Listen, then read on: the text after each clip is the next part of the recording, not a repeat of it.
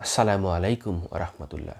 আমি আজকের এই ভিডিওটিতে নিজেকে যেভাবে ধাপে ধাপে পরিবর্তন করতে পারি আমরা সে বিষয়ে কিছু কথা বলার চেষ্টা করব, আল্লাহ যদি চায় তো।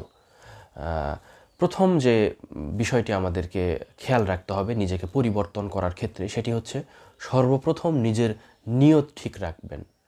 এরপর আজান দেওয়ার সাথে সাথেই সালাত আদায় করার চেষ্টা করবেন। প্রত্যেক উজুর পরে কালিমা শাহাদত পাঠ করবেন। ধীরে ধীরে নামাজ আদায় করবেন এবং নামাজের পর জিকির করবেন। প্রতিদিন কোরআন তেলাওয়াতের জন্য সময় বের করবেন। প্রতিটা কাজ বিসমিল্লাহ বলে শুরু করবেন। নাটক, মুভি, মিউজিক এসব থেকে দূরে আসবেন আজই।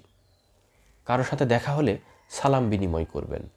আপনার আত্মীয় স্বজনকে বা বন্ধু বান্ধবকে দিনের দাওয়াত দেন। নিজের রাগ নিয়ন্ত্রণ করুন এবং হিংসা, গীবত, অহংকার থেকে বেঁচে থাকুন। প্রতিদিন রাতে ঘুমানোর আগে সূরা মুলক পাঠ করুন। রাতে তাড়াতাড়ি ঘুমান এবং তাহাজ্জুদ ও ফজরের নামাজের নিয়ত করুন। বেশি বেশি দোয়া ও ইস্তেগফার, দরুদ পাঠ করুন।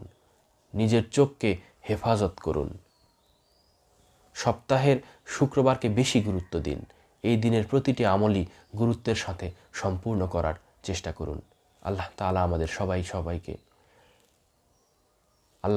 আমাদের সবাইকে বেশি বেশি আমল করার তৌফিক দান করুন। আমিন।